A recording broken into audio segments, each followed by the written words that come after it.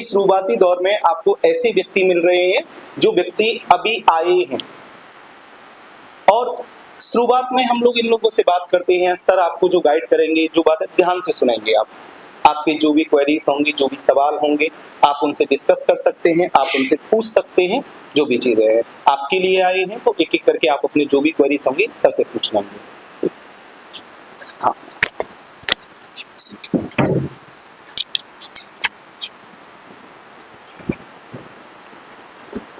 तो जय हिंद एवरीवन। कैसा फील कर रहे हैं आप? सब लोग ठीक है? मैं अपने बारे में बता दूं, मैं अंकुर गौतम, ठीक है। अभी 2022 में मेरा सिलेक्शन हुआ था, सर ने बताया। हरदोई से रहने वाला हूँ मैं। मेरी स्कूलिंग वगैरह लखनऊ की है, CMS की। उसके बाद मैंने इंजीनियरिंग किया था IT से, मरीन इंजीनियरिंग कॉलेज कोलकाता। फिर मैंने 10 साल लगभग जॉब किया है, और उसी जॉब के टाइम पे ही मैंने तैयारी शुरू कर दी थी। लगभग 2017 में मैंने कोचिंग ज्वाइन किया था, 17 सितंबर से। उसके बाद फिर 22 में सिलेक्शन हुआ था। तो मेरा जर्नी जो है वैसे मतलब आफ्टर मतलब जॉब वाला रहा है मोस्टली। तो मोटिवेशन मतलब वैसे ही आता है धीरे धीरे। आप लोग का ये अच्छा है कि आप लोग अभी से शुरू कर रहे हो। मैं अभी सबसे भी डिस्कस कर रहा था, सिविल सर्विसेज में सबसे बेस्ट चीज़ है ना कि आप जितना जल्दी स्टार्ट करोगे उतना आपके लिए सबसे अच्छा रहेगा। हम लोग को क्या लगता है कि हम लोग सिविल सर्वेंट है, हम लोग बस जाना है सर्विसेज में ज्वाइन करना है। मगर सर्विसेज में ज्वाइन करने से बहुत ज़्यादा जरूरी है कि हम लोग को ऊपर जाना है। IAS आपने सुना होगा, IPS सुना होगा। दोनों के जो क्रीम पोस्ट है वो DGP और कैबिनेट सेक्रेटरी है। वो कब बनते हैं? जब आपका कम से कम 35 साल का एक्सपीरियंस होता है, आखिरी के 1-2 साल में बनते हैं। अब जैसे जितना आप लेट शुरू करोगे ना, लेट जाओगे, तो वो चीज़ आप नहीं पहुंच पाओगे। और मेन आप समाज में चेंज करना चाहते हो, अगर कहीं पे चेंज लाना चाहते हो ना, तो वो लोग हैं जो कर सकते हैं। पॉलिसी मेकिंग में वो लोग होते हैं। गवर्नमेंट को डायरेक्टली प्राइम मिनिस्टर जो है वो कैबिनेट सेक्रेटरी से बात करता है और किसी से बात नहीं करता है। तो आप अगर अभी से 12th से शुरू कर रहे हो तो ये उम्मीद करो कि 3 साल। अच्छा, और एक चीज़ है, सिविल की प्रिपरेशन ऐसी है, या तो आप बहुत अच्छे हैं, जैसे श्री राम में हम लोग क्या सर बोलते थे कि आप एबव एवरेज है तब तो सिलेक्शन आपका बहुत इजीली हो जाएगा। मगर हम लोग मोस्टली लोग एवरेज होते हैं, ठीक है। स्कूल में हम लोग सब नॉर्मल पढ़ते हैं, बहुत पढ़ते हैं, तब भी एवरेज मार्क्स आते हैं। फिर भी सिलेक्शन होगा तो उसके लिए थोड़ा टाइम चाहिए। अब 2-3 साल 4 साल पढ़ना पड़ता है। अब किसी का पहले अटेम्प्ट में हो जाएगा, किसी का दूसरे में, किसी का तीसरे में, सबका होगा, बट टाइम लगेगा। तो वो टाइम अच्छा है कि आप पहले से ले रहे हो। हम लोग आए थे बाद में एग्ज़ाम देने, तो हम लोग के पास उतना टाइम नहीं था, बस करना है करते कर रहे थे। 3 साल है तो 3 साल अच्छे से पढ़ लो, शुरुआत से करो, बेसिक्स स्ट्रॉन्ग करो और पढ़ते रहो। उससे आपको ये फ़ायदा मिलेगा कि आप जब अटेम्प्ट देने बैठोगे ना, तो आपको 2-3-4 बार सिलेबस कंप्लीट हो चुका होगा, ठीक है। और ये है कि ग्रेजुएशन आप कर रहे हो, तो एक चीज़ अच्छा है कि ग्रेजुएशन में वही चीज़ शायद ले रहे हो आप जो आपको ऑप्शनल में भी लेना है। मोस्ट प्रॉब्ली ऐसा ही होगा शायद, जितना मुझे लगता है, अगर आप इतना मोटिवेटेड हो तो। और अगर दूसरा सब्जेक्ट भी ले रहे हो तो भी टाइम सफिशिएंट है। 3-4 साल जो है ना, बहुत सफिशिएंट टाइम होता है आपको प्रिपरेशन के लिए। तो सबसे बड़ी चीज़ 12th वालों के लिए वो अच्छा है। और जिनका ग्रेजुएशन अभी फ्रेश हुआ है उनका भी एज शायद 21-22 साल ही होगा मोस्टली। तो आप लोगों के लिए ये अच्छा है कि 2-3 साल आप आराम से डिवोट कर सकते हो। दूसरी चीज़, इसमें पेशेंस बहुत चाहिए होता है। आप हमेशा देखोगे ना कि टॉपर्स को देखोगे, अभी जो शक्ति हुई है तो उनका 6ठे अटेम्प्ट में हुआ है। ऐसा क्यों होता है? क्योंकि हमको भी पता है इसमें टाइम लग रहा है, तो डिमोटिवेटेड नहीं होना है। हमेशा जो है कोई भी एग्ज़ाम देने के लिए टाइम चाहिए होता है। हम लोग कोई भी चीज़ होता है, बोर्ड है ठीक है, अब पूरा साल उसी के लिए पढ़ रहे हैं। अब इसमें क्या है, पूरे इंडिया से लोग पढ़ रहे हैं। कॉम्पिटिशन आपको पता है ना कितना है इसमें? कोई बताएगा कॉम्पिटिशन कितना है UPSC में? कितने लोग फॉर्म भरते हैं UPSC का? अराउंड 10 lakhs, ठीक है। कितने लोग एग्जाम देते होंगे? 4 to 5 lakhs, ठीक है। कितने लोग सेलेक्ट होते हैं प्री में? प्री में अराउंड 15,000। जितनी ज़्यादा सीटें हैं अराउंड 15% सेलेक्ट होता है। 1000 है तो अराउंड 15,000। उसके बाद मेंस में कितने सेलेक्ट होते हैं?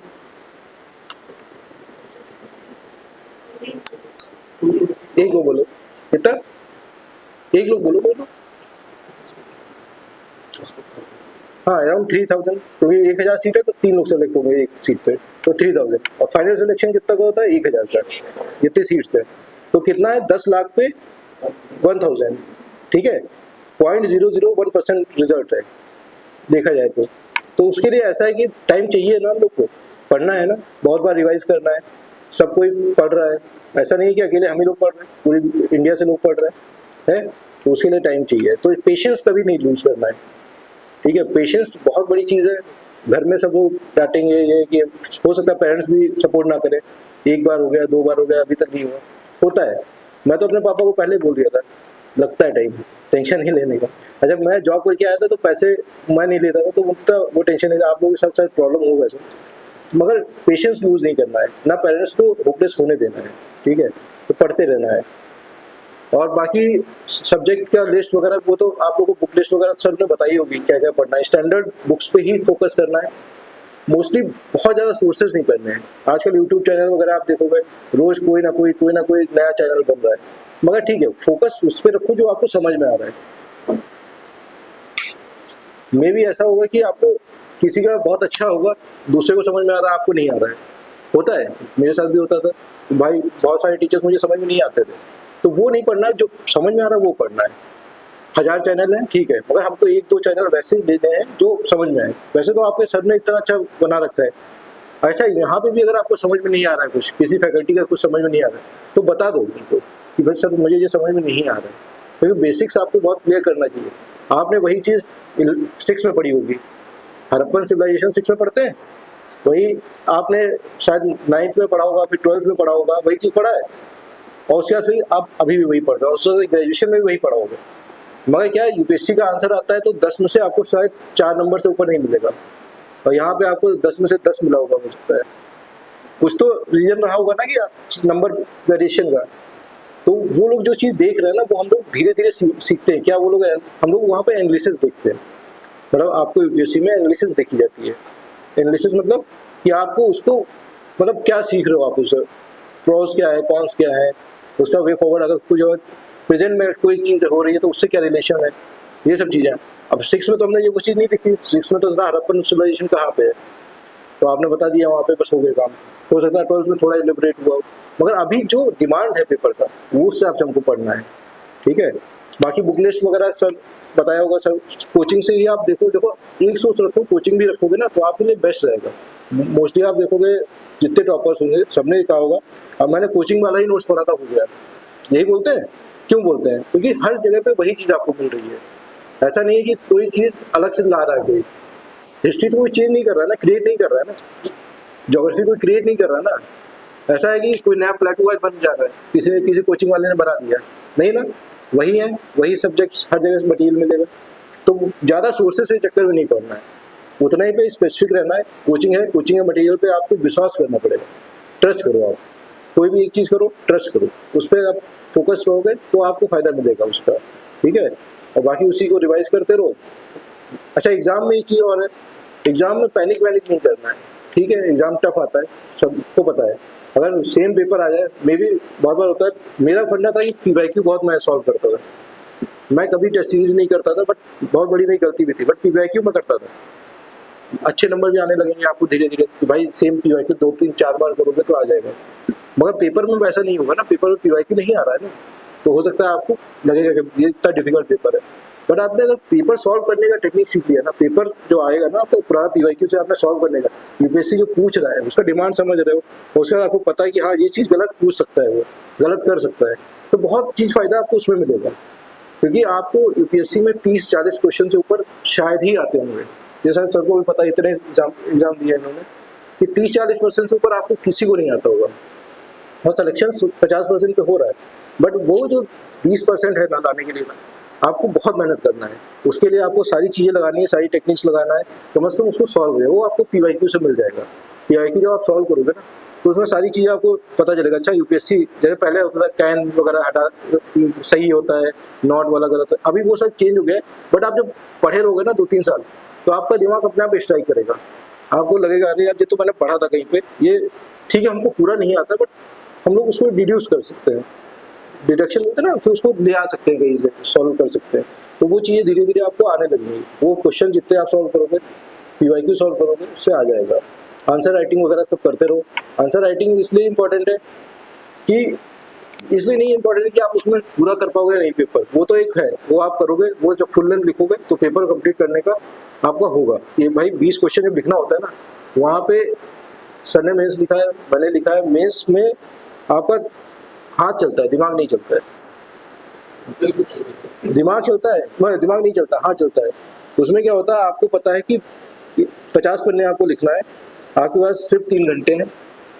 उस समय आप सोचोगे ना अगर 2 मिनट भी किसी क्वेश्चन पे, तो आप समझ लो कि आपका एक क्वेश्चन छूट जाएगा।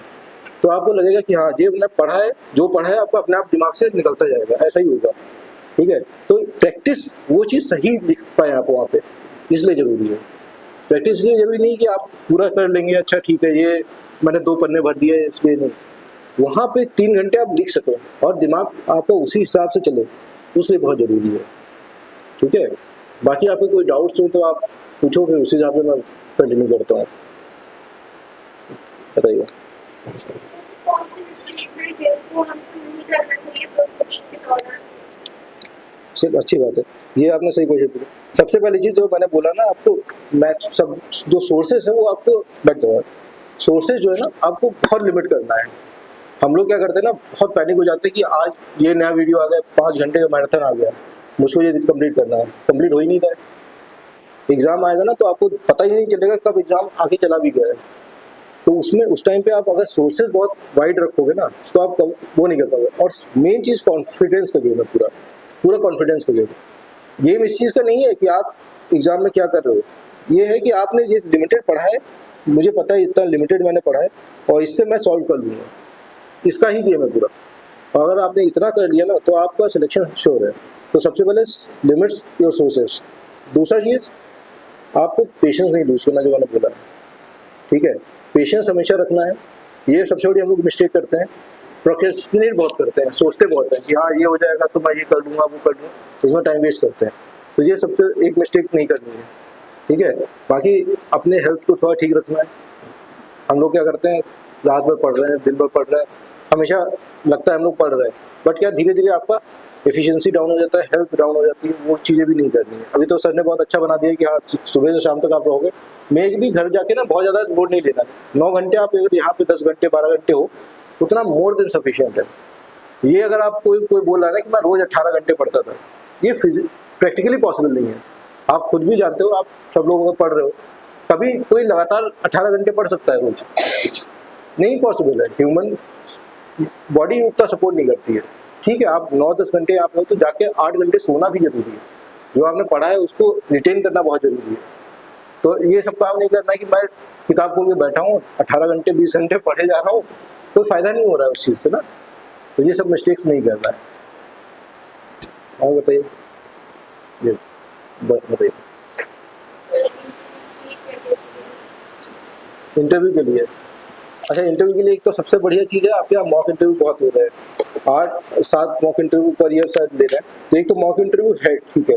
बाकी उसके अलावा ना थोड़ा बोलने का प्रैक्टिस कर लो आप। ठीक है, इंटरव्यू में मेन चीज़ होता है कि आप प्रेजेंट कैसे कर रहे हो अपने आप को।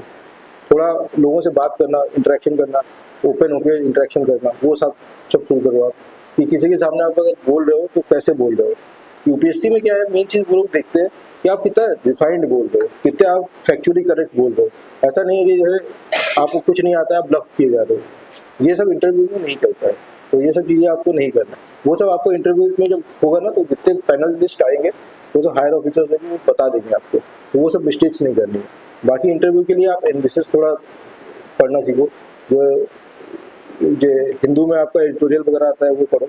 उसके अलावा वो एक इंडियन एक्सप्रेस का एक्सप्लेन्ड आता है, वो सब आप अगर पढ़ोगे ना तो आपको कोई भी सब्जेक्ट का है, आप कोई भी टॉपिक पढ़ रहे हो तो उसका एक पॉजिटिव साइड होगा, एक नेगेटिव साइड होगा। तो नेगेटिव साइड भी पढ़ना। लोग क्या सोचते हैं कि अच्छा ठीक है वॉर हो रहा है, वॉर का पॉजिटिव साइड तो है कि भाई अपने जीत जाएंगे तो होगा। नेगेटिव साइड भी तो है, पूरी इकोनॉमी बेकार हो जाएगी, सब कुछ। कोई भी वॉर होता है उसका नेगेटिव बहुत ज़्यादा होता है। पॉजिटिव तो ठीक है कंट्री को फायदा मिल रहा है, कुछ नेगेटिव भी है। तो वो सब चीज़ें हम लोग को एनालाइज करके देखना पड़ेगा कि वहाँ पे वो चीज़ डायरेक्ट नहीं पूछेंगे कि इसका क्या अच्छा होगा, वो बुरा है क्या है, उससे आपको इफेक्ट क्या पड़ रहा है, उससे कंट्री को इफेक्ट क्या पड़ रहा है, वर्ल्ड इकोनॉमी को क्या इफेक्ट पड़ रहा है, हर चीज़ को देखेंगे ना। तो वो चीज़ होलिस्टिक आपको करना है। ठीक है, और बाकी सर आपको तैयारी ये सब चीज़ें कराएंगे, तो वो सब ध्यान से वो करना है। और इंटरव्यू में थोड़ा जो है ना कॉन्फिडेंस है वहाँ पे, अगर आप कॉन्फिडेंस में कुछ ही बोल रहे हो तो इंटरव्यू आपका अच्छा जाएगा। मैं भी सर से बात कर ही रहा था अपने इंटरव्यू के, जब मैंने पीसीएस में इंटरव्यू दिया था तो मुझे उम्मीद नहीं थी कि मुझे बहुत मार्क्स अच्छे आएंगे। 55-60 नंबर का मैं उम्मीद कर रहा था, 100 नंबर का होता है पीसीएस में। तो मैं जब दे के आया था ना तो मुझे बहुत क्वेश्चन नहीं आते थे, ठीक है। और वही बात मैं बोल रहा था कि अपने आप निकलता है, जब आप पढ़े होते हो ना तो इंटरव्यू में ऐसा होता है कि अपने आप अंदर से आ रहा है जब आप वो लोग क्वेश्चन पूछेंगे। तो मैं बोलता जा रहा था, बहुत बार गलत भी बोल रहा था, एक दो चीज़ें गलत बोली, फिर भी मेरे 76 हाईएस्ट गया था तो 73 मार्क्स था, ठीक है। तो अच्छा मार्क्स उसमें मिला था। तो यही है कि वहाँ पे उनको क्या अच्छा लगा, मेरा कॉन्फिडेंस जो भी कह लो या जो भी था, तो उसमें आपको मिल जाएगा मार्क्स अच्छा। और यूपीएससी में ये अच्छी बात है, आपका एज जितना कम रहेगा ना उतना आपको इंटरव्यू में अच्छा मार्क्स मिलेगा, ये एक फैक्ट है उसका यूपीएससी का। तो आप लोगों को जितना जल्दी आप इंटरव्यू में जाओगे ना उतना आपको बहुत फायदा मिलेगा उसका। बताइए। So, how to remain constant in the whole journey of physics? What are how we can manage all the things as देखिए कांस्टेंट रहने का तो ये है कि जैसे मैंने आपको बोला ना 18 घंटे रोज कोई नहीं पढ़ सकता है, तो बीच में ना आपको ब्रेक्स लेना पड़ेगा, ठीक है। आप अगर 5-7 दिन अच्छे से पढ़ रहे हो ना तो एक दिन अपने को भी टाइम दो, आप मूवी वगैरह देख लो, कुछ भी कर लो, थोड़ा सा रिलैक्स रहना भी जरूरी है। बहुत ज़्यादा स्ट्रिक्टली आप पढ़ाई करोगे ना तो कांस्टेंट नहीं रह पाओगे, थोड़े दिन बाद क्या आप बोर हो जाओगे, इस चीज़ से आपको मोटिवेशन बहुत खत्म हो जाएगा। क्योंकि हमें क्या है कि हम किसी का टॉपर स्टॉक सुनते हैं या कुछ देखते हैं या कहीं पे कुछ देखते हैं तो बहुत मोटिवेशन आता है, फिर लगता है हमको रोज आज सब कुछ पढ़ के आज ही हम आईएएस बन जाएंगे। मगर क्या जर्नी बहुत लंबी है, जर्नी कितनी लंबी है पता है ना कि जर्नी क्या है यूपीएससी की। पहले हम लोग पढ़ते हैं, फिर पहला प्री देते हैं, फिर 4 महीने बाद इंटरव्यू देते हैं, उसके 7-8 महीने बाद मतलब मेंस देते हैं, फिर इंटरव्यू देते हैं, फिर रिजल्ट आता है। तो कम से कम 1 साल का तो एग्जाम जर्नी है, उसके 1 साल पहले आपको पढ़ना पड़ेगा, तो 2 साल तो मिनिमम है। और अगर ये साइकिल रिपीट हो गया तो आपको और 1-1.5 साल 2 साल लगेगा। तो ऐसा नहीं कि आज एग्जाम है इसके बाद खत्म हो जाएगा, उसके बाद और भी एग्जाम है, मतलब मेंस है फिर इंटरव्यू ऐसा है। तो उसके लिए आपको हमेशा मोटिवेटेड रहना पड़ेगा, और लगातार आप पढ़ते रहोगे ना तो मोटिवेटेड नहीं रह पाओगे। तो थोड़ा बहुत बीच बीच में अपने फैमिली को टाइम दो, अपने पेरेंट्स से बात करो, ठीक है। सबको टाइम देना पड़ता है। अब ऐसा नहीं है कि आप जिसको देख रहे हो टॉपर बन रहा है, जो सेलेक्ट हो रहा है, उसका मतलब ये नहीं पूरे टाइम वो पढ़ ही रहा है, ठीक है। सब लोग मस्ती भी करते हैं, पढ़ाई भी करते हैं, खेलते हैं, even physical activities are very important. Okay, अगर आप लोग स्कूल में हो अभी कॉलेज में हो तो थोड़ा फिजिकल एक्टिविटीज़ को योगा वगैरह को टाइम जरूर देना है, ठीक है। फर्स्ट अटेम्प्ट सेकंड अटेम्प्ट फिर आपको पूछना था डिमोटिवेट हो गए तो फिर कैसे उसको टैकल करना है? देखो पहली बात तो अपना गोल फिक्स कर लो कि हमको जो है बनना है तो बनना है, ठीक है। अगर ठीक है 1-2 अटेम्प्ट में नहीं हो रहा है तो बहुत ज़्यादा पैनिक नहीं होना है। ये मान के चलो कि बहुत लोगों का नहीं होता है 1-2 अटेम्प्ट में। जो एवरेज सिलेक्शन रेट है वो 4th अटेम्प्ट है यूपीएससी का, ठीक है। ये इसका मतलब ये नहीं कि आप पहले और दूसरे अटेम्प्ट में नहीं करेंगे, आप मेहनत उतनी ही करेंगे। बाई चांस अगर नहीं होता है, देखो अगर 100% का चार्ट है तो कहीं ना कहीं पे आपकी जो मेहनत है वो 80-90% है और 10% आपका लक भी है, ठीक है, कहीं ना कहीं है, ठीक है। मे भी लोगों का होता होगा बट मेरे साथ तो ऐसा है कि लक भी फैक्टर है, ठीक है। तो वो 10% जो है ना अगर आपको रोक रहा है तो उसके लिए कॉन्स्टेंटली आपको मेहनत करते रहना पड़ेगा। जब आप मेहनत करते रहोगे ना तो वो लक एक दिन आपको साथ देगा, तो उस दिन हो जाएगा। तो इसलिए मोटिवेट हो, जब भी डिमोटिवेशन लगे ना तो ये सोचना कि हाँ बहुत लोग हैं जो कर रहे हैं और मुझे भी करना है, ठीक है।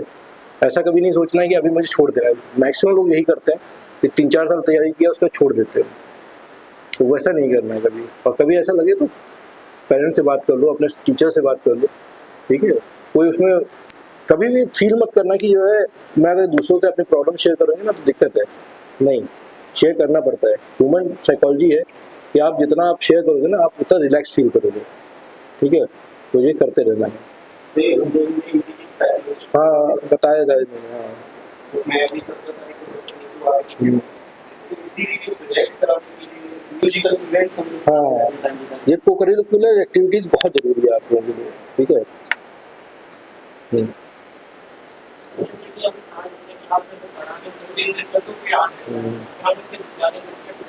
नहीं रिटेन होता है, ये सबके साथ होता है। अच्छा, एक कर्व होता है, रिटेंशन कर्व जो होता है ना, उसका क्या होता है कि आप जिस दिन पढ़े हो ना, अगर आप उसी दिन शाम को पढ़ लोगे तो आप कम से कम 90% 70-80% रिटेन कर लोगे, ठीक है। उसके एक सप्ताह बाद वही चीज़ रिवाइज करोगे तो और थोड़ा रिटेन करोगे, और एक महीने बाद करोगे तो 4 रिविजन अगर आपने कर दिया ना किसी चीज़ का, तो आपका 80% रिटेन हो जाएगा। मगर हम लोग क्या करते हैं, जिस दिन पढ़ाया गया उस दिन तो रिवाइज करते नहीं है। मेरे साथ भी था, मैंने कोचिंग में ऐसा किया है, मैं नहीं रिवाइज करता था, जाता था फिर भूल जाता था उसको, कुछ और पढ़ने लगते हैं, होता है न्यूज़पेपर पढ़ना। टाइम बहुत शॉर्ट है, आप जितना प्रोडक्टिव टाइम आपका दिन का है ना वो बहुत शॉर्ट है, मतलब इतना छोटा टाइम होता है। आप 8 घंटे बैठ रहे हो ना, तो मुश्किल से आप 3-4 घंटे ही प्रोडक्टिव होगा उसमें, तो बाकी टाइम यही होगा कि उसमें आप प्रोक्रेस्टिनेट कर रहे हो, कभी कुछ कर रहे हो, कभी इधर उधर मन नहीं लग रहा, कुछ नहीं हो रहा, तो वो चीज़ें चेंज हो जाती हैं। तो वो टाइम आपको यूटिलाइज करना है, बार बार उसमें से थोड़ा टाइम रिवाइज करना है। अच्छा, उसके लिए ऐसा कर सकते हो, जो अगले दिन की क्लास है उससे पहले जो है 10-15 मिनट उसको रिवाइज करो, ज़्यादा टाइम नहीं दो, मगर 10-15 मिनट तो दे दो उसको, ठीक है। तो उससे जो वीक के एंड में एक बना लो कि भाई ये पूरे वीक में पढ़ा है तो ये वीक में मैं रिवाइज कर लूँगा, तो 3-4 रिवीजन अगर कर लोगे ना तो वो मैक्सिमम रिटेंशन हो जाता है, ठीक है।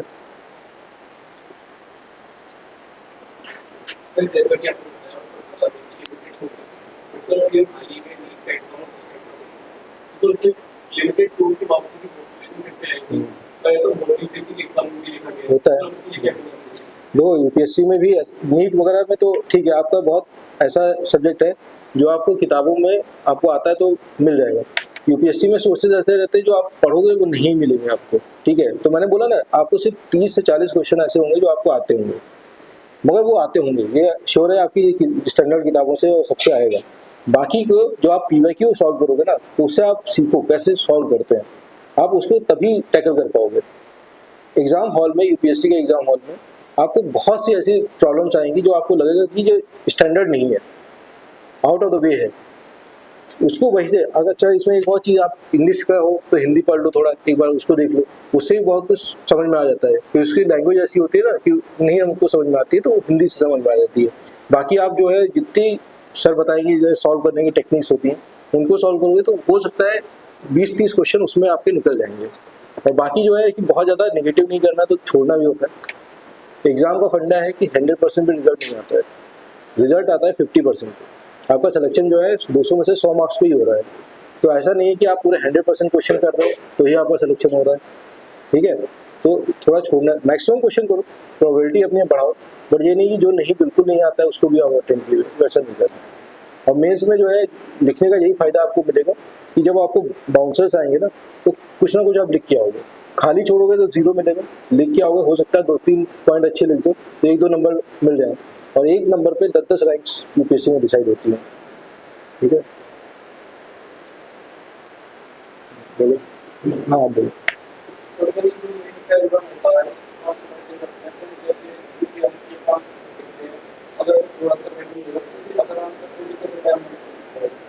एक आंसर लिखते हो तो उसमें टाइम ज़्यादा ले लेते हो।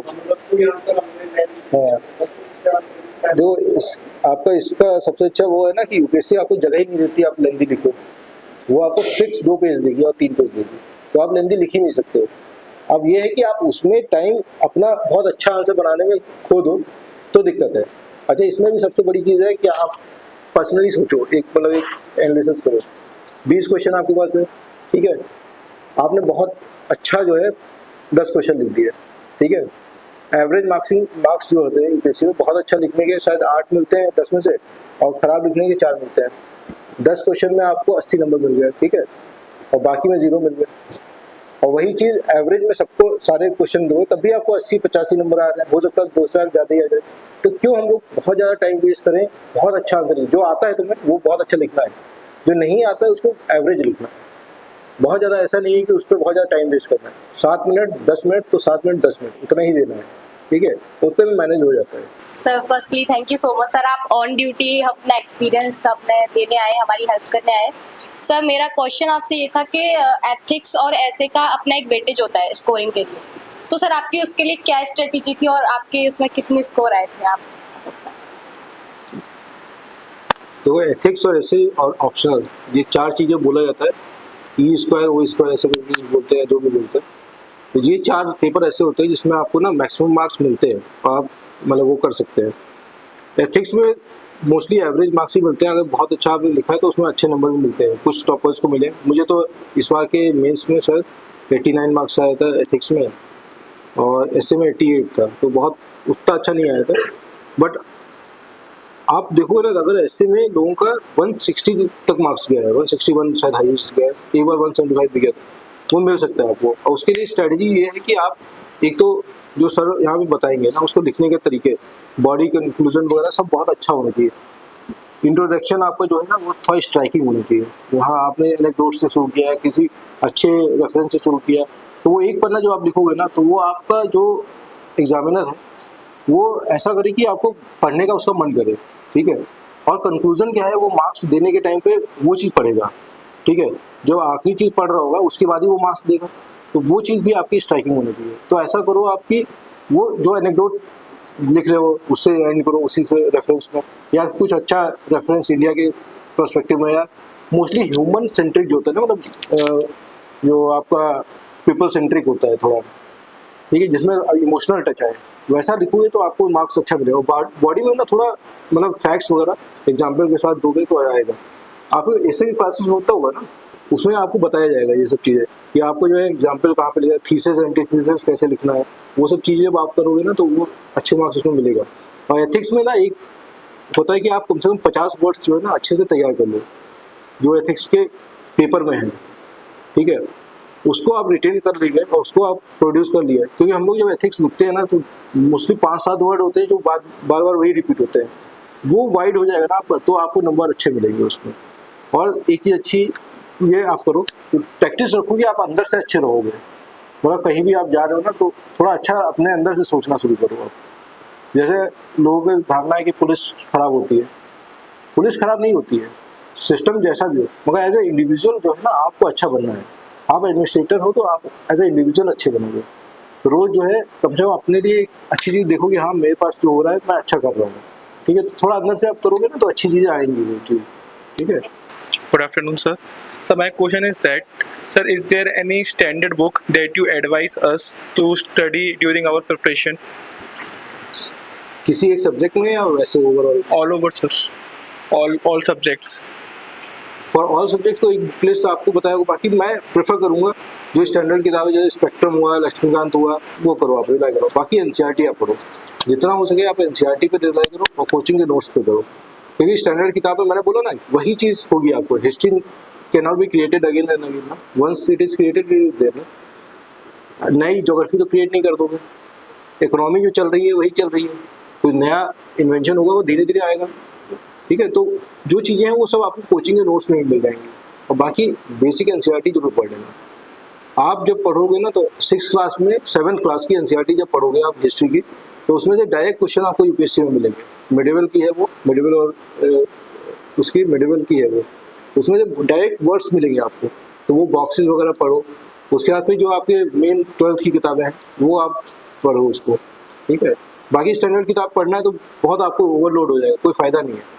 कोचिंग नोट्स पे आप वो करो, कोचिंग नोट तो आप देते हो ना। हाँ, तो बाकी हाँ पॉलिटिकल साइंस हो गए, हाँ एनसीईआरटी पे पढ़ो, 60% वहीं से मिल जाएंगे। मोस्टली एनसीईआरटी ही प्रेफर करते हैं, ठीक है।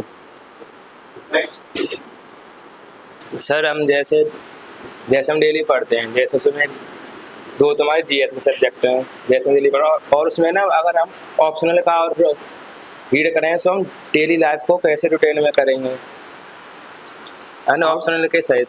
आपको पूरा सब्जेक्ट्स पता है ना कितने, कौन बताएगा अच्छा टोटल सब्जेक्ट्स और उसमें क्या क्या है? ऑप्शनल में नहीं, जीएस में कितने पेपर हैं और क्या क्या है? सर 9 तो पेपर हैं उसमें। 9 पेपर हैं, क्या क्या है उसमें? 4 तो जीएस के हैं। हाँ, क्या क्या है मतलब सब्जेक्ट्स क्या क्या है? History, polity, geography. जीएस 1 में क्या क्या है? मतलब सर जीएस 1 का पेपर जो होता है उसमें कौन कौन से सब्जेक्ट्स आते हैं? सर ऐसे तो पता नहीं है, बट ओवरऑल तो पता है इसको कैसे बताऊंगा। कैसे। ठीक है बैठ जाओ, बैठ जाओ। कौन बताएगा कि कौन से पेपर में क्या क्या आता है? हिस्ट्री है, ज्योग्राफी है, पेपर जीएस 1, हाँ हिस्ट्री है, ज्योग्राफी है, एनवायरनमेंट है, इकोलॉजी है, ना इकोलॉजी है ना। सर। कौन बताएगा जिसको पता हो? कोई और? जिसको पता हो कि GS1 में क्या है, GS2 में क्या है, GS3 में क्या है, GS4 में क्या है, कोई बताएगा? This is the first place. अगर आप सिलेबस को अच्छे से एनालाइज नहीं करते, ये वन क्लास में बोला गया कि सबसे पहले सिलेबस को एनालिसिस एनालाइज प्रीवियस के पेपर्स देखो, देन अपने आप को स्टार्ट करो। अरे ये की रणनीति में जाना है, पहले इसके बारे में जान लो। और अगर आपको यही नहीं पता है GS1 क्या पूछता है, GS2 क्या पूछता है, GS3 पूछता है, GS2, तो यहाँ आप 50% हार दो। दो साल अच्छी तैयारी कर लेंगे तो ये अच्छी नहीं पता। हमारे तो बहुत लोग ऐसे हैं सबके साथ की होंगी, 2 साल 3 साल तैयारी करें, जब उनसे GS के सिलेबस पूछा गया तो सिलेबस नहीं बता। चलो आपको बिगनर है, आपको कभी 10-12 दिन हुए, 15 दिन हुए, तो देखकर गया सबसे पहले जाके सिलेबस को एनालाइज करना बहुत इंपॉर्टेंट है, तब जाके इस स्टेप पे जाते हैं। ठीक, अभी आप इस वाले क्वेश्चन को तभी पूछेंगे जब आप सिलेबस को, क्योंकि हम जब बता रहे हैं तो तभी तो बता पाए कि थोड़ा बहुत पता हो। इसको पढ़ना बहुत जरूरी है, ठीक है। यूपीएससी का सिलेबस आप सब लोग प्रिंट आउट लोगे, ठीक है। क्या करेंगे, प्रिंट आउट लेंगे और उसको अपनी डेस्क पे चिपका के रखेंगे। इवन यूपीपीसीएस का भी सिलेबस सेम है लगभग, दोनों का चिपका के सामने रखोगे, ऑप्शनल का भी। मैं एक ओवरव्यू दे देता हूँ। GS1 में आपका आता है हिस्ट्री में तीनों हिस्ट्री, एंशियंट, मिडिवल, मॉडर्न, उसका आर्ट एंड कल्चर आता है, ठीक है। ज्योग्राफी आती है, उसके बाद आपकी सोसाइटी आती है, इंडियन सोसाइटी, ठीक है। ये GS1 का पेपर है। GS2 में आपका पॉलिटी आता है, इंटरनेशनल रिलेशन आता है और गवर्नेंस आता है, और उसमें सोशल जस्टिस भी आता है, जो कि आपका पेपर 1 से थोड़ा मिलता हुआ है। GS3 में आपका इकोनॉमिक्स आती है, ठीक है। यहाँ इन्वायरमेंट एंड इकोलॉजी आती है GS3 में, ठीक है। डिजास्टर मैनेजमेंट आता है, इंटरनल सिक्योरिटी आता है, और बाकी एग्रीकल्चर वगैरह भी आता है इसी में, ठीक है। और 4 में एथिक्स आता है, ठीक है। ये 4 सब्जेक्ट है। हम लोग को ऐसे पता होना चाहिए कि हमको कितना पढ़ना है, कौन कौन से सब्जेक्ट पढ़ना है। अगर आपको ये नहीं पता है ना, तो आप फिर समझ नहीं पाओगे आपको किस पेपर में क्या पढ़ना है। अच्छा, और एक चीज़ है, ऑप्शनल भी है। ऑप्शनल और GS1 GS के पेपर्स, इन सबको मिक्स करके पढ़ो आप। ऑप्शनल पढ़ रहे हो आप, तो ट्राई करो कि उसका कौन सा पोर्शन हम लोग GS में यूज़ कर सकते हैं। जैसे मेरा एंथ्रोपोलॉजी था, तो एंथ्रोपोलॉजी की बहुत सारी केस स्टडीज वगैरह आप GS1 GS2 में यूज़ कर सकते हो, ठीक है। एथिक्स में बहुत कुछ यूज़ हो सकता है। एथिक्स को आप एक पॉइंट बना सकते हो हर आंसर को लिखने में। यह इंटरनेशनल रिलेशन में आप कुछ लिख रहे हो, तो इंटरनेशनल एथिक्स भी होते हैं। जब वॉर हो गया, उस पर हम लोग हमेशा लिखेंगे कि भाई हम लोग नॉन वायलेंट स्टेट है, गांधी ने हम लोग को नॉन वायलेंस सिखाया है। तो हम लोग क्या करेंगे, उस पॉइंट को हम इंटरनेशनल रिलेशन में लिख सकते हैं कि भाई एथिकली हम लोग नॉन वायलेंट है, ठीक है। तो ये ऐसे रिलेट करके आपको पढ़ना है। जो भी पॉइंट्स हो रहे हैं उसको सबको पूरा पेपर को एनालाइज करके रिलेट करके लिखना है। अच्छा, आप बोल रहे थे कैसे मैनेज करना है, तो GS वगैरह जैसे आप जब सब्जेक्ट्स लिख लोगे ना कि आप कितने सब्जेक्ट्स हैं। अब इसमें क्या है कि जो 17 सब्जेक्ट्स आते हैं आपका, जैसे मॉडर्न हो गया, मिडिवल हो गया, सब एक एक सब्जेक्ट है, पूरी किताब है उसमें। तो आप उसमें देखो कौन सा सब्जेक्ट आपको अच्छा लगता है पढ़ने में। एक तो उस पर थोड़ा काम अच्छे से कर लो तो आपको वो प्लस पॉइंट हो जाएगा। बाकी सबको थोड़ा थोड़ा टाइम दो ताकि पढ़ सके।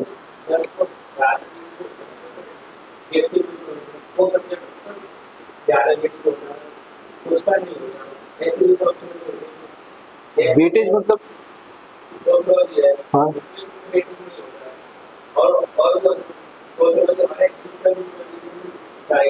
ऐसा किसने आपको बोला?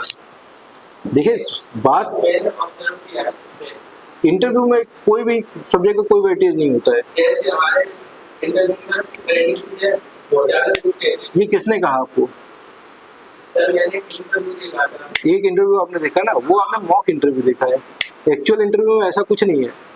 अब जैसे मैं शिप पे जॉब करता था, मैं मरीन इंजीनियरिंग था, तो मेरा जब यूपीपीसीएस में इंटरव्यू हुआ है 2 बार, तो 2 बार का इंटरव्यू में मेरा पूरा मरीन से ही चला गया है। मेरा ऑप्शनल एंथ्रोपोलॉजी था, उससे कोई मतलब नहीं था। GS1 2 3 से कोई मतलब नहीं था। उन्हें उसी चीज़ को रिलेट किया आपका बाकी GS से। जैसे मैं शिप था, तो शिप उन्होंने पूछा कि सॉल्ट वाटर की डेंसिटी कितना होता है, ज्योग्राफी वाला पूछा। ट्रेड, वर्ल्ड ट्रेड में शिपिंग का कितना कंट्रीब्यूशन है, ये इकोनॉमिक्स में जोड़ दिया। तो वो ऐसे जोड़ते हैं, वो ऐसे नहीं पूछते हैं जो आपने इंटरव्यू में देखा होगा, वो शायद बहुत क्लीशे देखा होगा, वैसा हमेशा नहीं होता है। तो इसमें कोई सब्जेक्ट का कितने इंटरव्यू में वेटेज है, ऐसा कोई क्राइटेरिया है ही नहीं। आप जो भी देखोगे ना, वो चीज़ है कि आप उससे रिलेट करके सारे सब्जेक्ट से वो लोग पूछेंगे। मतलब 5 पैनलिस्ट होंगे, तो वो सब अपना अपना कुछ ना कुछ पूछते रहेंगे। वो आप किस बात पे पूछेंगे वो भी आपको पता नहीं होगा, ठीक है। और बाकी सारे सब्जेक्ट को बैलेंस होकर पढ़ना है। आपने जो ऑप्शनल लिया है उसको अच्छे से पढ़ना है, क्योंकि ऑप्शनल से पूछते हैं वो, और कोई भी सब्जेक्ट का ऑप्शनल हो उससे पूछते हैं वो, ठीक है। कभी ना कभी कुछ ना कुछ पूछ लेते हैं, ठीक है। Last 2 and 3 more questions. हाँ ठीक है, ठीक. चलो बोलो, Start with one last. उसको देखो उसको। Good afternoon, sir. Sir, my question is, what was your experience before and after joining the service? Sir, जैसे हम बेसिकली रील्स वगैरह में देखते हैं कि ऑफिसर्स की बहुत लेविश लाइफ होती है. What was the actual reality behind it? देखो ओवरऑल जो है ना, हम लोग सब लोग मोस्टली गोल लेके आते हैं कि हम लोग सर्व करेंगे नेशन को, ठीक है। और उसी लिए हम लोग पढ़ रहे हैं, ठीक है। एक स्टैंडर्ड लाइफ जो है ना वो आपको मिलती है, अगर आप सर्विसेज में आते हो ना तो आपको बिल्कुल मिलती है। सैलरी आपको अच्छी खासी मिलती है, ठीक ठाक सैलरी मिलती है, ठीक है। बाकी आपको पर्क्स मिलते हैं, जैसे एक गनर, ड्राइवर, गाड़ी सब मिलता है, ये सब मिल रहा है आपको। ये शायद जॉब से पहले नहीं था, मैं पहले भी अच्छी जॉब में था, एडिशनल चीफ इंजीनियर था वहाँ पे, मगर वहाँ पे ये सब चीज़ें नहीं मिल रही थी। ये सब चीज़ें मिलती हैं, बट साथ में आपको उसके काम भी करना है। अब यहाँ हम लोग सुबह लाइफ शुरू होती है हम लोग की 9 बजे से, 9 साढ़े 9 बजे से, और रात के 10, 11, 12 बज जाते हैं, पता नहीं चलता है। तो जॉब तो ऐसी है कि आपको हार्डवर्क करना है, नेशन के लिए भी करना है, अपने लिए भी करना है। मेन फोकस रखो कि हाँ जो भी है लाइफ जो पहले थी वो थी, अभी जो प्रेजेंट है उस पर हम लोग फोकस करेंगे। प्रेजेंटली जो भी काम करना है वो अच्छे पूरे ईमानदारी से अच्छा 100% दे के करेंगे। अभी आपको काम है पढ़ाई करना, तो बिफोर जो भी था, now you are studying, so you have to study, ठीक है। लाइफ अच्छी है, नो डाउट। IAS आप बन गए ना तो बहुत अच्छी लाइफ है, नो डाउट। और इसलिए नहीं देखो आपकी बहुत अच्छी लाइफ है कि in terms of money, in terms of person, in terms of कि आप दुनिया को क्या कर सकते हो, मतलब आप अपने नेशन के लिए क्या कर सकते हो, अपने लोगों के लिए क्या कर सकते हो, वो आप सोचो। That is the main goal ना, उस पर फोकस करो। आपने इतने एग्जाम दिए होंगे, हर बार हर साल 2 एग्जाम तो देते ही होंगे, तो एग्ज़ाम हॉल का तो फोबिया अगर आपके अंदर है तो उसको जितना प्रैक्टिस करोगे उससे निकाल सकते हो। बाकी हमेशा मान के चलो हमको एग्ज़ाम क्वालिफाई करना है और एग्ज़ाम हॉल में हम अपना बेस्ट देना है। हमको ये मतलब नहीं कैसा पेपर आएगा, कोई भी पेपर आए आने दो। डिफिकल्ट आएगा तो सबके लिए आएगा ना, ईजी आएगा तो सबके लिए आएगा। मुझे उस पेपर में सॉल्व करना है बस, ये अपना एम बना के चलो। बाकी ठीक है, हमने अच्छी पढ़ाई की है, अच्छे मार्क्स आएंगे। नहीं अच्छी पढ़ाई की है तो फिर तो मुश्किल हो जाएगा, ठीक है। बाकी थोड़ी किस्मत है तो आपका और अच्छा होगा। बाकी बहुत ज़्यादा पैनिक नहीं करना है। हमेशा लोगों का यही होता है कि एग्ज़ाम टाइम में पैनिक कर गया। मैं अपने लास्ट 2 अटेम्प्ट का बताता हूँ आपको। 22 में मेरा सिलेक्शन हुआ, 23 में मेरी वो UPPCS का फिर से मेंस था मेरा। मैं रोज़ जाके मतलब 20 अगस्त को ज्वाइनिंग था, उससे पहले जो है रिजल्ट आके 1 महीना था मेरे पास, घर पे था। तो मैं यही एनालाइज नहीं कर पाता था मैं SDM बनना क्यों चाहता हूँ। मेरे अंदर से फीलिंग ही नहीं आ रही थी मुझे SDM बनना है। तो मुझे लगता था कि ठीक है मैं पुलिस के लिए ठीक हूँ, तो मैं पढ़ता ही नहीं था। एग्ज़ाम हॉल में गया, मस्ती में दे के आ गया कि ठीक है यार, मतलब लिटरली मैंने 1 दिन भी नहीं पढ़ा था उसके लिए, और इंटरव्यू कॉल भी आ गया। अब क्यों आ गया? क्योंकि पहले मैंने अच्छे से पढ़ा था, ठीक है। ये मैं मानता हूँ कि मैंने 3-4 साल अच्छे से पढ़ा था तो उसका फ़ायदा मिला, मगर सिलेक्शन नहीं होना कि SDM के लिए आपको बहुत अच्छा पढ़ना है, ठीक है। तो ये सब चीज़ें हैं, ये सब बहुत ज़्यादा पैनिक नहीं लेना है। एग्ज़ाम के लिए तो बिल्कुल ही पैनिक नहीं होना है। एग्ज़ाम हॉल में जाने के बाद ये सोच सब कुछ भगवान पे छोड़ दो, बस हमको अपना बेस्ट देना है, ठीक है। बेस्ट दोगे तो अपने आप सिलेक्शन हो जाएगा।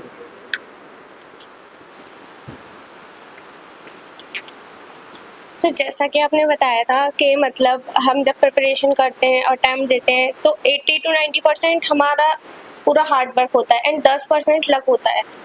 तो सर जो हमारी पर्सनालिटी है वो भी एक फैक्टर बन जाती है जो इनडायरेक्टली लिंक करती है हमारे लक से। सर तो उस पर्सनालिटी डेवलपमेंट के लिए स्किल्स क्या हो जिससे वो और अच्छा हो सके? जैसे मैंने अभी एक लोगों को बोला भी था ना कि अपना अच्छा अंदर से आप सोचना शुरू करो, ठीक है। जब आप अच्छा अंदर से फील करोगे ना तो आपके जो आंसर्स आप लिखोगे, एक्चुअली क्या है ना, आप जैसे कोई भी आंसर लिख रहे हो, एग्जामिनर के पास तो आप नहीं हो ना सामने जो चेक कर रहा है, उसके पास तो आपकी कॉपी है ना। कॉपी में जो आपने लिखा है उसी हिसाब से एनालाइज करेगा। वो ये नहीं देखेगा कि अच्छा ये तो लड़की है, ओ वाह लड़की देख के नंबर दे रहा हूँ, लड़का देख के नंबर दे, नहीं ना। वो अपना जो आपने लिखा है वो देख के दे, वो आप अच्छा कैसे लिख सकते हो, एक नॉर्मल आदमी है वो एक लिख रहा है, और एक आप पढ़े लिखे अच्छे अंदर से सोचने वाले भी इंसान हो वो लिख रहे हो, तो उसमें लाइनों में अंतर आ जाएगा। जो लिखे हो ना आप, वो उसमें अंतर आ जाएगा। तो आप जितना अच्छा सोचोगे और जितना अच्छे से चीज़ों को करोगे ना, तो उसका डिफरेंस आएगा आपको। ठीक है, तो हम लोग को अच्छा एक और एक्टिविटी कर सकते हो। जैसे कोई भी एक टॉपिक है, आप सुबह जो है ना एक टॉपिक ले लो कोई भी, जैसे हमने आधार कार्ड ले लिया, ठीक है, अब इसके बारे में सोचो पूरा दिन। ठीक है, आधार के प्रॉन्स क्या है, कौन से हम लोग कहाँ दिख रहा है आधार कार्ड, कहाँ पे यूज हो सकता है। इससे भी आपकी बहुत अंदर ना चीज़ें जनरेट होंगी, मतलब उसके बारे में आप सोचना शुरू करोगे। एग्जाम मोड में जब आप पढ़ते हो ना, तो आप उसके मोड में रहते हो कि मतलब पढ़ाई के मोड में रहते हो, चीज़ों के मोड में रहते हो। वो चीज़ आप रखोगे ना, तो उसमें आपका अच्छा रहेगा, आंसर भी अच्छा आएगा उससे। ठीक है,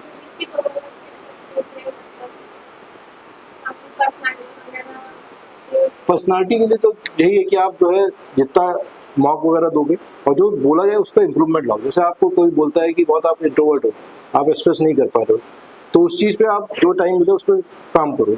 शीशे के सामने बोलना है आपको, वो बोलो। लोगों से इंटरेक्शन अच्छा रखो। को करिकुलर एक्टिविटीज़ में आप जितना ज़्यादा पार्टिसिपेट करोगे ना, एक्चुअली पर्सनालिटी डेवलपमेंट आपका स्पोर्ट्स, को करिकुलर एक्टिविटीज इन सबसे बहुत ज़्यादा होता है। तो सिर्फ पढ़ाई करके पढ़ाकू टाइप बन के कोई फ़ायदा नहीं है, इसमें साथ में पर्सनालिटी डेवलपमेंट के लिए आपको वो भी करना पड़ेगा। तो वो सब चीज़ें एक्टिविटीज में आपको साइकोलॉजिस्ट आएंगे और बाकी गेम्स वगैरह है, म्यूजिक वगैरह, उसमें आप करोगे ना तो आपका ऑटोमेटिकली डेवलपमेंट होगा। हाँ, last question. Sir UPSC exams में देखा जाता है कि बहुत बच्चे एग्जाम देते हैं सर, उसमें हालांकि देखा जाता है कि आधे से ज़्यादा बच्चे प्रोफेशनल जो जिनका आगे वो एग्जाम दे चुके होते हैं, पर उनका वो नहीं निकल पाता है किसी कारणवश। उसमें से आधे ज़्यादा इंजीनियर होते हैं, डॉक्टर्स होते हैं। तो सर ऐसी क्या चीज़ है, क्योंकि हम यहाँ पे जितने बैठे हैं sir we are the beginners, तो सर ऐसी क्या चीज़ है जो हमें उनसे अलग बनाएगी और हमको थोड़ा हेल्प करेगी ग्रोथ करने में? जो नहीं हो पाते उनसे अलग बनना है, जो हो पाते उनसे अलग No, बनना sir, they were coming with the experience and they are having like knowledge. है। देखो यार, एक्सपीरियंस और ये सब ठीक है, but main cheese exam hall में आप कैसे परफॉर्म कर रहे हो ना, उस पर डिपेंड करता है। ठीक है, अब जैसे आजकल का जो रिजल्ट, अच्छा रिजल्ट है ना, वो यंगस्टर्स का है। मतलब जो आपके एज के लोग हैं ना, उनका रिजल्ट अच्छा है। अभी आपने शायद मयंक त्रिपाठी को जानते हो, रैंक 10 है, मेरे साथ अभी डीएसपी की ट्रेनिंग ही कर रहा था, मतलब बहुत अच्छे से मैं उसको जानता हूँ। अभी 23 साल 24 साल का है वो। ठीक है, उसको इंटरव्यू में दोनों बार, पिछला IRS हुआ था, 190 प्लस शायद मिला है, या तो 189 85 ऐसे मिला है। और एक और लड़का है, वो कानपुर का है, उसको 400 समथिंग नहीं, 193 इंटरव्यू में मिला हुआ। तो ऐसा नहीं है कि आपको एक्सपीरियंस से कोई फ़ायदा हो रहा है। ये लोग बहुत ज़्यादा जॉब वगैरह कुछ नहीं किया होता, नए लोग हैं। यूपीएससी देखता है जो नए लोग हैं ना, उनको अच्छा मानता है, क्योंकि आपके पास उसको मोल्ड करने के लिए बहुत कुछ है। ठीक है, बाकी एक्सपीरियंस में क्या है कि आप कर लोगे तो उसको थोड़ा मोटिवेट, मतलब वो कर लोगे, कन्विंस कर लोगे, मगर उससे बहुत ज़्यादा कुछ डिफरेंस नहीं आता है। ठीक है, तो ये मत सोच के रखो कि जो एक्सपीरियंस वाले हैं उनको बहुत अच्छा मिल रहा है कुछ। जो आपकी पढ़ाई है, जो आपने यहाँ पे अच्छे से पढ़ाई की है, वही मैटर करती है। बाकी कोई एक्सपीरियंस कुछ बहुत ज़्यादा मैटर नहीं करता है। ठीक है, ठीक है, चलो कोई बात।